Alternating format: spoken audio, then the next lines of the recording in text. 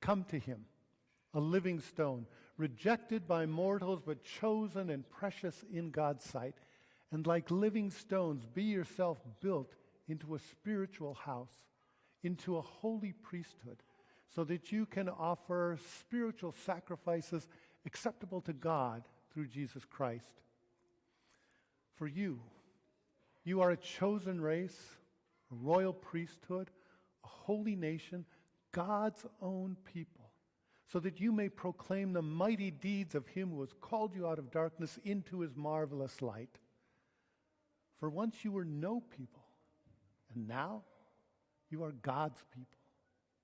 Once you had not received mercy, and now you have received mercy. This is the word of the Lord. Please be seated.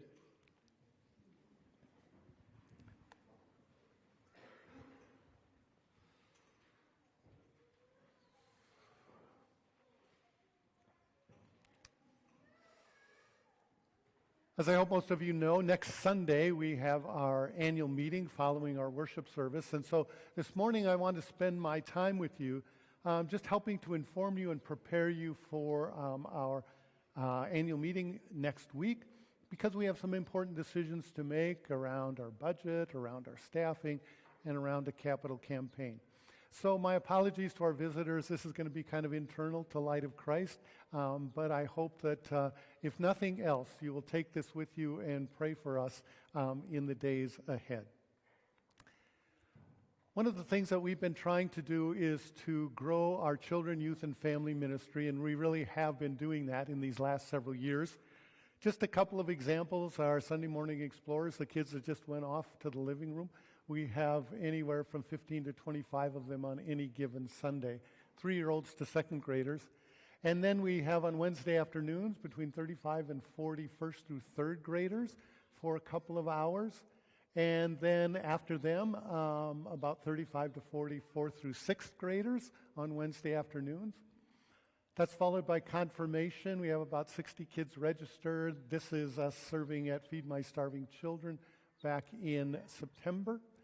And then this summer we had our mission trip to Belize, in which we had 35 youth and 20 adults. And so there are just a lot of wonderful, great things happening as we grow our children, youth, and family ministry. So much to be thankful for and rejoice in. You may remember that 2 years ago we adopted a strategic plan called Let Us Build a House, taken from the hymn by that title. And there are a number of elements, but I want to focus on just a couple. And one is we want to staff for growth. Churches staff for growth, for maintenance or decline. We want to staff for growth. And so one of the elements of that was to move our youth and family director from 20 to 30 to 40 hours per week. But to do that, we needed to increase our giving financially to our annual fund by 10 to 15%. But we believe that was a wise investment into gifted, dedicated, long-term leadership of our congregation. Well, over the last 5 years or so, we've done well in our giving. You'll see in 2019 we gave $517,000 as a congregation.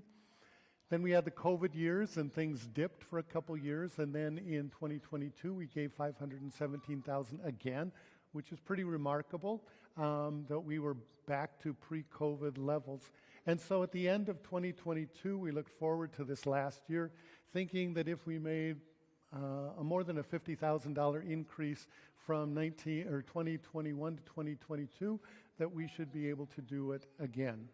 And so we've done well, but not well enough, because in 2023, this last year, our contributions totaled $500,000, so about $17,000 less than 2022. Well, what that resulted in was this situation at the end of 2023. Expenses of about $580,000, income of about $531,000. So we had a shortfall at the end of the year of about $48,000. Fortunately for us, we got $45,000 from the government in this employee retention credit program, which we are going to use then to make up virtually all of that deficit.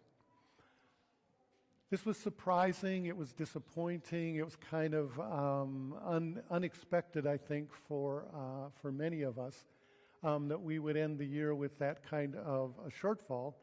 But because of that, the council has been wrestling with the path forward for the last several weeks. And we've had several meetings, hours of conversation, thought, prayer, trying to figure out what's the best path forward moving ahead. And so we've looked at several options. The first would be to fully fund all our current staff positions and make no reductions in our expenses. But to do that, we need to increase our giving by $75,000 over last year. And that's what we tried to do last year, and it didn't happen. And so we're very reluctant to do that again, because if we had the same scenario, then we really would have a significant shortfall. Second is to do the reverse, is just you make up the deficit by reducing expenses and not expecting any increase in income.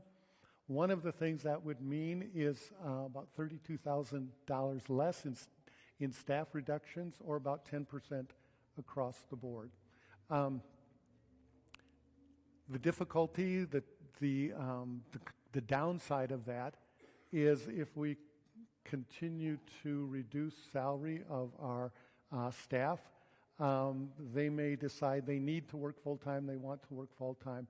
They may be looking elsewhere for where to work. Nobody said that, but that's certainly one of the consequences when you begin to reduce people from full-time. And so the third option is the one that council's recommending, that we do both. We work to increase our income and reduce our expenses. So if we increase our faith sharing and we increase our fees for our youth and children programs, we should gain about $40,000, but it also means a reduction of about $22,000 in staff. We're like the school.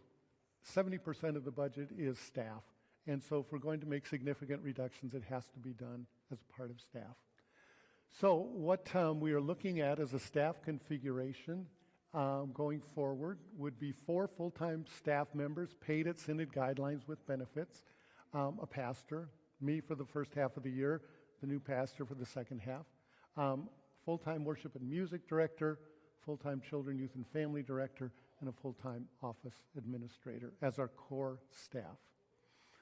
This is not an easy decision to make. It's very difficult. It's very painful. We have really wrestled with this because what it means is that we then have no children and family director. We don't fill the shared ministry director position that Tim resigned from in June.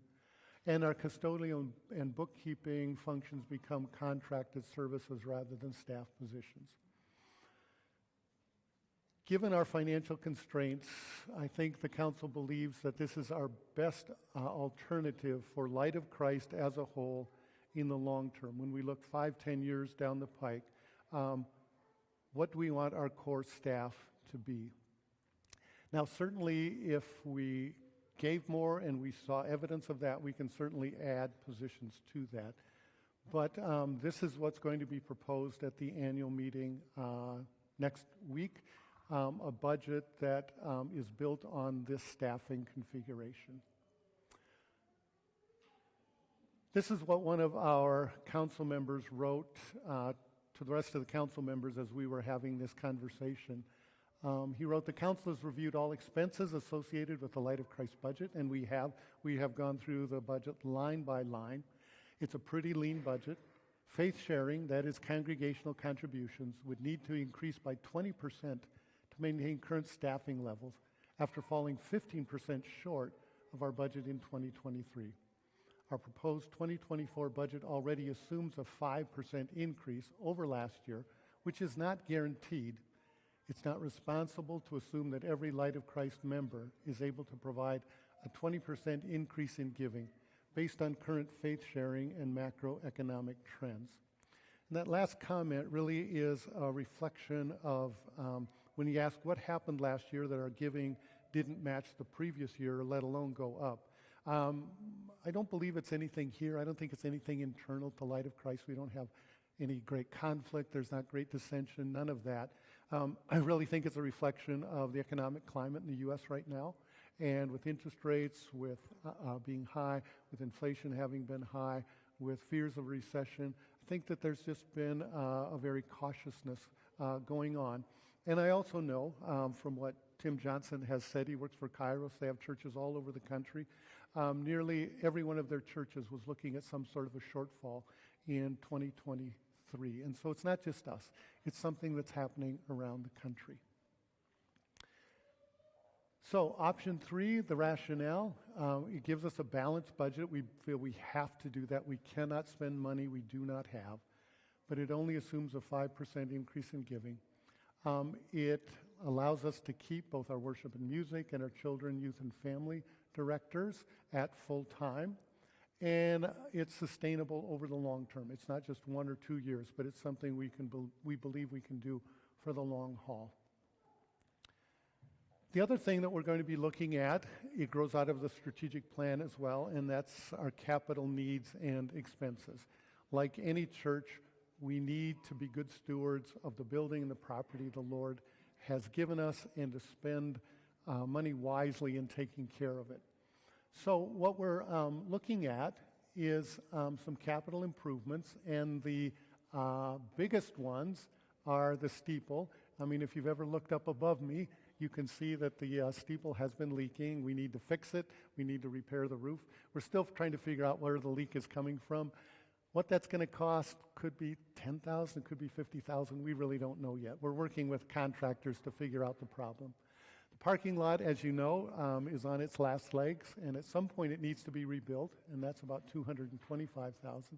And then we've talked about a secure main entrance. I wish we didn't have to think about those sorts of things, but we do these days. We need to have a secure entrance into the building where we can monitor and control who comes in and out.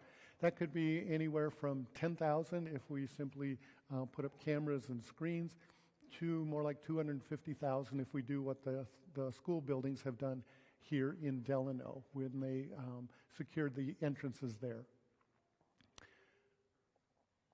Then we also looked at putting together a master plan or a design because we wanted to have kind of a long-term vision for how we'd like to use the building. And paramount in that was to be a place that's welcoming and helps us connect. If you've been into our living room, that's really the feeling we'd like to have in the narthex and the fellowship hall and so forth. We don't duplicate it, but want a warm and welcoming place. It's something that probably would have to be completed over 10 years. It's not something that you're going to do in a year. I mean, it's kind of like when you buy a house and it's from the 80s or the 30s or whatever, and you look at it and you think, okay, we want to do some remodeling here, but we're not going to do it all at once. But you got to have a plan if you're going to do it in stages. And then probably done in phases, maybe 3, maybe 4 capital campaigns over the course of 10 to 12 years. You've probably seen this. I'm not going to go through it now. If you want all the details, come to the forum afterwards, and we can give you the details on this and everything else. But that's the conceptual design that we've been working with Van Men Architects on. The rationale for even doing a capital campaign, I mean, we could take out a big loan, do all these things, and then have a long-term mortgage. But we want to remain debt-free. Our last capital campaign got us there, and we're committed to paying as we go, that we will just do as much as we have money for. We don't want to be church poor either. You know, there's churches that have these beautiful buildings, but they're sinking so much money into the mortgage in the building that they don't have room for staff or programming either.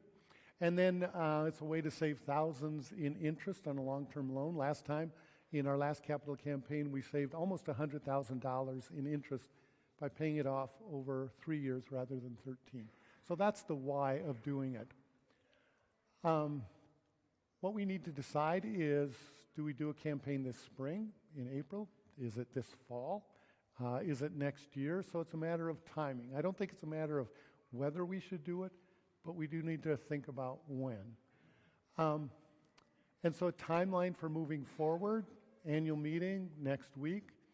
If a capital campaign is adopted, approved, Then we'd spend February and March getting ready for it and gathering input. April, we'd hold the campaign. And then May, we'd hold a special congregational meeting once we know how much money has been raised to vote on whether to move forward and with which priorities and so forth. So what can you do? Attend the forum if you haven't. It's also going to be live streamed if you can't stay afterwards. It's important to be informed.